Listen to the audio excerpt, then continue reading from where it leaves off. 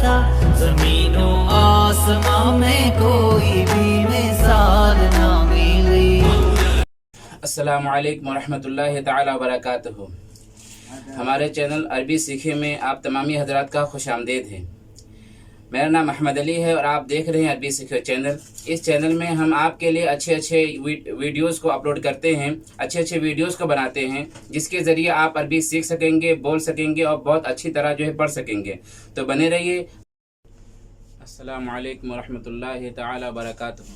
کیسے ہیں ہمارے عزیز دوستو؟ امید ہے کہ آپ تمامی حضرات بخیر و عافیت ہوں گے۔ تو یہاں پر ہم بورڈ کے پاس میں آ گئے ہیں۔ انشاءاللہ آج 9 کا ہم تیسرا سبق پڑھیں گے، گرامر 9 کا ہم تیسرا سبق پڑھیں گے۔ تو چلیں بلا تاخیر بورڈ پر چلتے ہیں اور انشاءاللہ کچھ سیکھتے ہیں، ٹھیک ہے؟ تو ہم نے پچھلے سبق میں کچھ پڑھا تھا، امید ہے کہ آپ یاد کیے ہوں گے۔ اور اس سبق میں ہم یہ پڑھیں گے کہ 9 جنس کے اعتبار سے اسم کی 2 قسمیں ہیں۔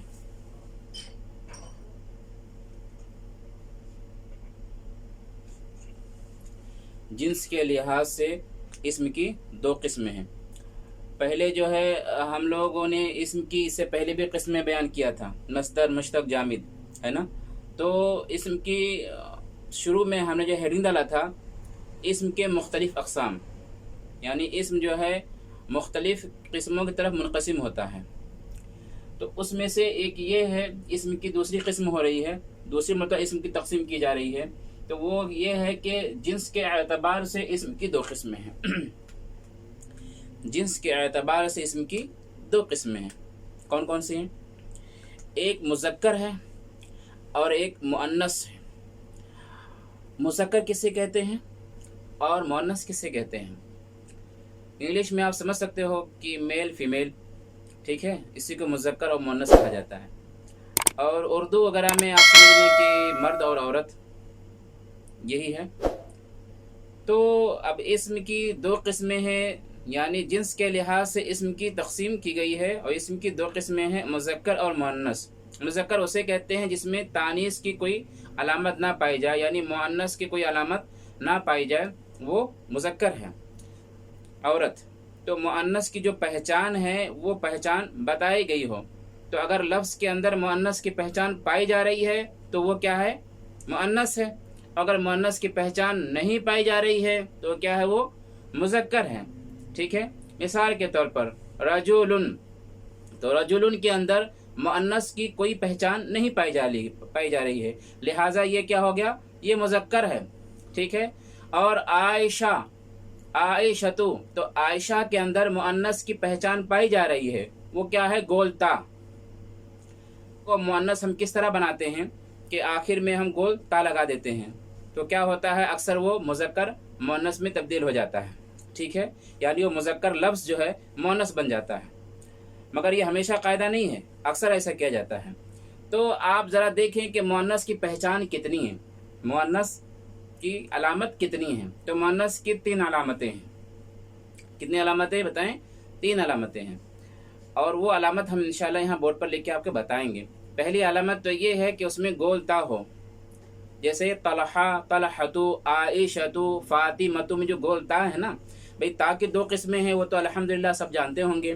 ایک تائے مطولہ بولتے ہیں، لمبی تا، تو جو لمبی تا ہوتی ہے وہ تائے مطولہ کہا جاتا ہے، اور ایک گول تا ہوتی ہے، تو گول تا کو تائے مدورہ کہا جاتا ہے، ٹھیک ہے؟ تو یہ دونوں تا، ٹھیک ہے؟ تو یہ جو گول تا ہے یہ مؤنث کی پہچان ہے، یہ مؤنث کی علامت میں سے ہے۔ تو ایک پہچان یہ ہو گئی، اور دوسری پہچان ہے وہ الف، جو یا پر اکثر الف آتا ہے، دیکھے ہوں گے آپ، حبلا، ہمرا، ٹھیک ہے؟ تو یہ جو الف آ رہا ہے یا کے اوپر، وہ بھی کیا ہے؟ کس کی پہچان ہے؟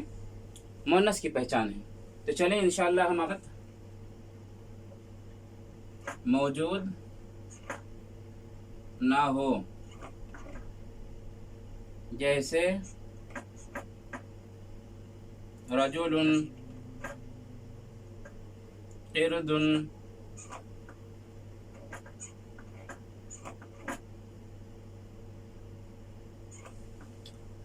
دیکھ لیا آپ نے؟ تو ہم نے آپ کو مؤنث مذکر کے بارے میں بتا دیا کہ مذکر وہ ہیں جس میں تانیث کی کوئی علامت نہ پائی جائے، مؤنث کی کوئی علامت نہ پائی جائے، وہ مذکر ہے۔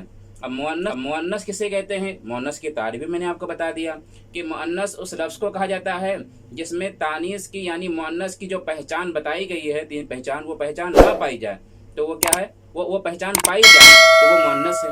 ٹھیک ہے، دیکھیں آپ عائشہ،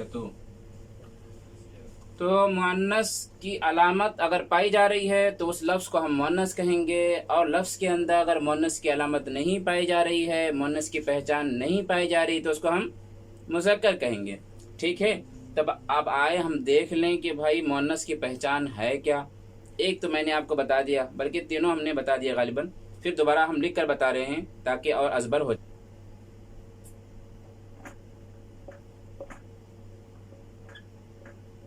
بولتا ہو الف مقصورہ،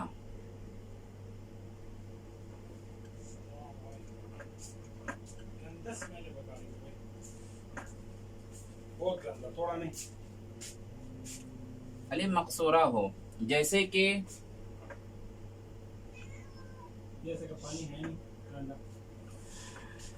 جیسے حبلا،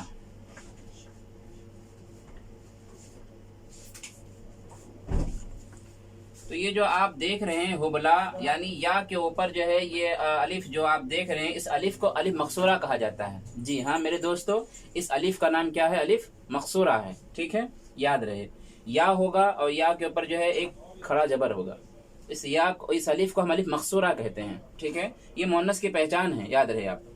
تو حبلا، اور کسی کا نام بشرا بھی ہوتا ہے، آپ نے سنا ہوگا، بشرا۔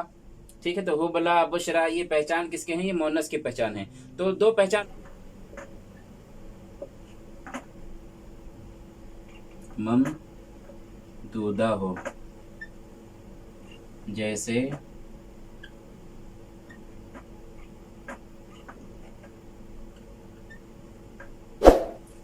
دیکھیں، پہچان غور سے دیکھ لیں میرے پیارے بھائی، الف ہوگا، آخر میں الف ہوگا، اس کے فوراً بعد حمزہ ہوگا۔ ٹھیک ہے نا، یعنی فعلاؤ کے وزن پر ہوگا، مطلب یہ ہے کہ وہ فعلاؤ کے وزن پر ہوگا، جیسے حمراؤ، سوداؤ، ممدودہ کہیں گے، یہ مؤنث کی پہچان ہے۔ جی ہاں میرے دوستو، یہ مؤنث کی پہچان ہے، یعنی یہ لفظ مؤنث ہے، اس کا مطلب یہ ہوا کہ یہ لفظ مؤنث ہے۔ ٹھیک ہے، تو ابھی تک ہم نے آپ کو تین پہچان مؤنث کے بتا دیے ہیں۔